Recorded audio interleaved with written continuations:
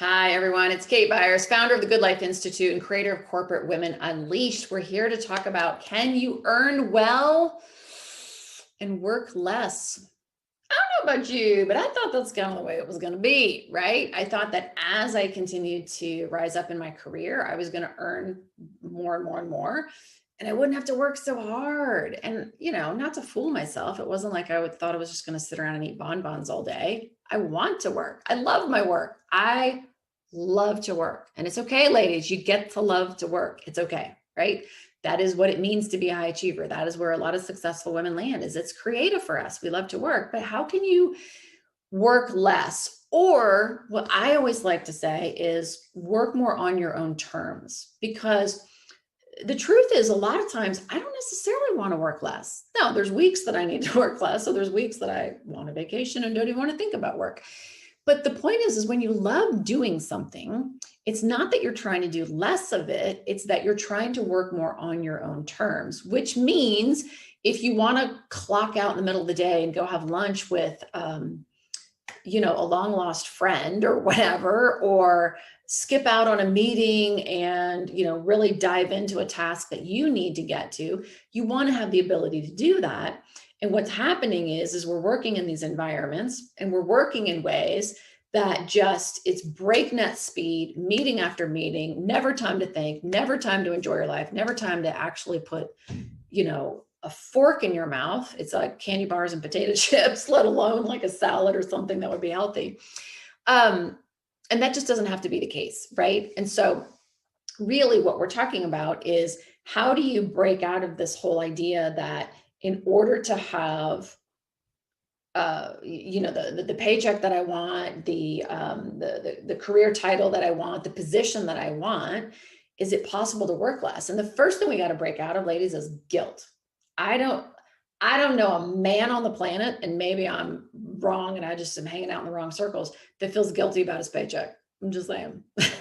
I don't know a lot of guys who feel guilty about their paycheck ever. Guys expect to make money. They expect to earn well. I'm not saying that guys aren't working hard. Guys are going to work hard, but they don't feel guilty when they're out and playing golf in the afternoon with some other dude. They don't feel guilty when they come home at night and they're kicking off their shoes and saying like, hey, whatever, I'm done for the night. Never. So we got to cure ourselves of the guilt, guys or ladies. We don't need to be guilty for our paychecks. You don't need to be guilty because you earn a lot of money. And I feel that even today, like I live in a neighborhood right now, there's quite a few executive women and successful women in the neighborhood, which is really cool. But there's also some women who aren't that way. And we've got this like little neighborhood, I don't know, it's like a portal that you log into and you find out what's going on in the neighborhood or whatever. And like some woman was put in there, she was like, hey, how many of you are dual income households and how many of you stay at home? And I'm like, what? Is that the question? I was like, really?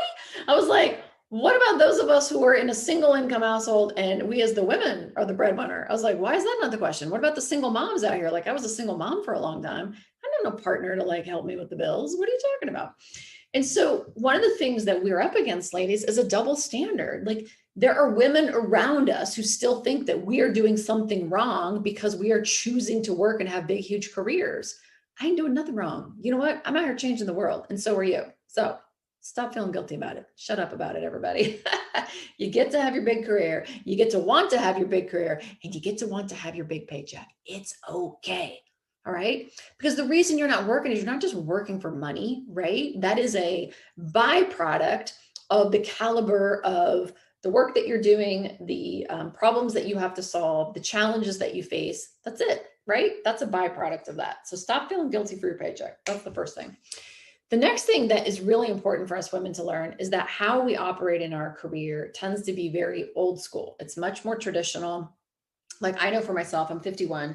And as I came up through my career, we still had to wear pantyhose and you still had to, I don't know, like wear certain things and all, like there was all these like code of like really having to be more like men, right? In order to succeed. And so my concept of success was being more like the boys. How do I be more like the boys? And what's great about what's starting to happen today is even the boys aren't expecting us to be like boys. Some of them are, but that's starting to change, right? It's starting to shift. And I don't think there's a lot of men out there necessarily that I know of, that I work with, that are like, Kate, I need you to be like me. They just don't know how else to be, right? And so remember that, like, we all live in our own lens, right? So I live in the lens of a highly successful businesswoman. That's my lens. And I don't understand the lens of someone who would ask a question that says, like, you know, are you a dual income family or a stay-at-home mom? But that's okay. I'm not judging her. I'm just like, okay, that kind of surprised me, right? Like, I would like to see, I would hope that eventually our worldview gets a little bit broader than that. So guys aren't sitting around judging us and just being like, oh God, there's a woman at the top. I mean, they're just like living in their world with their lens, and their lens looks different. So one of the things we have to start doing is helping them have a different lens by not trying to be like them. Just like walk in the room and be yourself. And I think it's one of the big topics that we end up talking a lot about with our clients when we get together for, you know, a group call is, you know, we don't have to try to be like someone else. You get to be you. And when you're more authentic and when you feel more comfortable with yourself, yeah, you're not going to work as hard, right? You don't have to prove yourself. You just get to be you because you're not trying to be someone else. I tried to be someone else for a really, really long time. I would see these other people, a lot of them were men, and they would just be, you know, doing what they're doing. And I was trying to be like them. You don't have to be like a guy. So lose the guilt, stop being like the guys. Do the guys expect you to be like them? No. They don't, but that's their lens. Their lens is going to be a male lens. Guess what? They've never been a female in corporate or in whatever world you're in, right? And so you just have to like show up as a woman and just be you. I think the third thing that creates this whole concept that we can't, you know, earn well and work less is that we're not bringing our unique female attributes into the room. So one of the things we work on a lot, one of the things I had to get comfortable with is emotion. How emotion isn't a weakness. Because again, I grew up in a world where it's like, oh, don't be a little girl at work. Don't be a crybaby. Women cry. Women are this. And there's that whole, you know, double-edged sword there, that standard. And it's like, well, why can't I cry if I want to cry? I think we should all cry every now and then. So I'm not saying you should walk into work and start crying, but I mean, you get to walk into work and be human. And one of the things that once I got comfortable with myself and I understood my value and I believed in that value, not having to prove it, but just showing up as myself, is I love walking in a room full of men and women and asking people, how do you feel about this? And what's really funny is they'll always tell you what they think. And I'm like, I didn't ask what you think. How do you feel? Are you happy? Are you scared? Are you anxious? Are you elated? And they're like, oh, and people are just like, oh my gosh, you know, they're so excited to actually talk about how they feel because nobody ever asks that, right? And so you got to know what some of your secret weapons are. And as a woman, one of your secret weapons is you're probably a little bit more in touch with your feelings a lot because, again, that's just the way we raise girls versus boys. We're not doing as good a job in raising men to be in touch with their feelings. We should. Hopefully you're helping to break that pattern. I know I am with my boys. But you're able to bring empathy. You're able to bring in a perspective of looking at other people. That's what makes you valuable. And so now, if you guys are hearing me, what I'm saying is what? When we learn to let go of some of these emotional fears, when we learn to let go of the guilt, when we learn to just own who we are and see our true value, that's why people are hiring you. That's why they're paying you. One of the things that drives me absolutely crazy, we'll talk to women, they'll be like, okay, I just got this promotion and it's going to take me about a year or two to really learn this industry and to prove myself. But once I do, and I'm like, stop that. Stop. You don't have to learn the industry. You have to prove yourself. They hired you. They didn't hire you and say, well, we're going to hire you. And hopefully in 2 years, you're actually going to be valuable to us once you learn the industry and you prove yourself. They hired you. Do you guys understand that? The hiring is an exchange of value. We're going to give you a paycheck in exchange for you being you. That's it. That's the value equation. Nobody is sitting there in HR and there's no leader out there going, let's just hire this person, throw a bunch of money at them, and we'll see how they do in 2 years. That's insane. That is insane. But that's a belief that high achieving women have, is that we have to go in there and prove ourselves and learn the industry. No, you don't. You know what? I have managed teams I've actually had to lead teams as an executive over a discipline that I know nothing about. Like data. Kate doesn't know a lot about data. I am not a data girl. I'm a people girl. Like I use data, give me the final product of a data. And I love using data to drive decisions. but don't ask me how the data gets there. Don't ask me how to make it. And I have had to manage teams that do data mining, that do statistics, that do research, a lot of data heavy fields.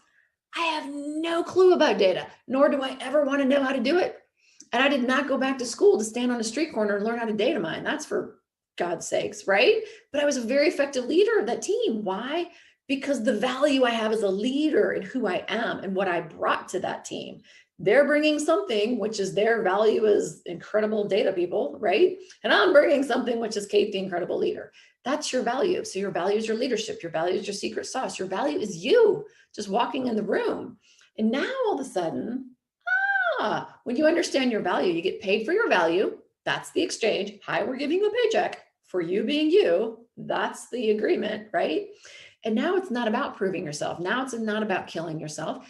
Again, if you've watched any of my broadcasts before, I'm not saying we don't have to work sometimes more than we want to. I'm not saying we don't have challenges. I'm not saying that there's not forest fires to put out and all that, blah, blah, blah. But when you understand your value, you're no longer spending all this extra time, worrying about your job, because that sucks the life out of you and sucks a lot of joy out of your life, or B, killing yourself to prove yourself. It's like, just own it. You are a highly successful woman who's highly paid for what you do. And whether you're working 30 hours or 300 hours, it don't matter. That's just what you do. That's who you are. Own that and understand that. And this is something that, I mean, it's really tough. Like I remember going to some really phenomenal like leadership training. I was very fortunate in my earlier years of my corporate career of working for companies that invested in, sending us to, their sort of star employees to all sorts of different training. And I can remember like coaches and teachers and mentors in those facilities saying, Kate, you need to learn to smell the roses. Kate, you need to trust yourself. Kate, you need to have courage. And I'm like, what do you mean courage? I have courage. Do you know what I did last week? Blah, blah, blah. And I was like, that isn't courage, Kate. You know what I mean? Like I was angry. That ain't courage. Courage is just being like, look, whatever's coming at me, I can handle. And I can handle it in a way with grace, with power, with influence. And I'm not worried about what other people think. There's going to be times when people don't like me or don't like what I'm saying. And I don't have to be defensive about it. I care about their opinion, but I'm not going to let it drive me, A, to fester all night long, or B, to make decisions that aren't going to be effective for myself, my team, and the company, right? And that is courage. The courage is who you are in the face of the storm, not avoiding the storm or trying to not have a storm, right? It's that calm that you feel that say, this is why you're paying me. We have this really cool client right now who's working on a particular area of the business for her company that's not doing so well, but it's not her fault that it's not doing so well. There's all sorts of things surrounding the circumstance. And she was celebrating with us the other day. She's like, you know, what's so cool is that our leadership has said, we are so glad that you are the person on this because you're so calm. And I'm like, yes, right? Like, don't suffer this. And so what she's learning with us is like how to understand her true value. Her true value is who she is. Because she's not getting the result, right? The result is not what the company nor she wants, okay? It's who she is. And that's why you can now start working more in control, and you can start influencing your work, and you can start working on your own terms because you understand your value. Ladies, your value is pretty audacious, and you got to understand that. What's your secret sauce? It's not your personal brand and all this crafted crap that you thought you had to do. It's who you are. That's who you bring in the room. That's who they hired, right? And when you bring that person in the room, everybody's like, whoop, drop the mic. Now they see that.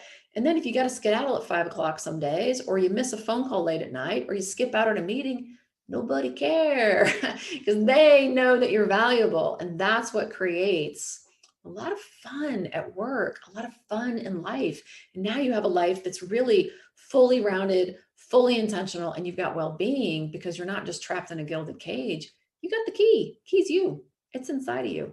Pretty special, right? Awesome. All right, good. I'd love for you to learn more about this. If this is a topic that resonates with you, watch one of our free trainings. We'll link them here in the chat or the comments. Just register for that. You can watch it whenever. If you can't watch it at the time, we send you a replay. Don't worry about it. Watch it in your jammies. and see what we're doing, right? We are absolutely dedicated. Our mission is to help the world increase their well-being, and we're wanting to help women who are highly successful to stop burning out, to stop sacrificing your health and your family and your passions in life for your career. I want you to thrive in your career, right? And so it may be time for you to chat with us and have a phone call and really see what's possible. And if that's you, I hope you will. All of our coaches have corporate backgrounds. They're all highly successful, and they've all would be just delighted to speak with you, see what's going on, and give you a game plan. If we can help, great. If not, we'll get you to somebody who can. Cool.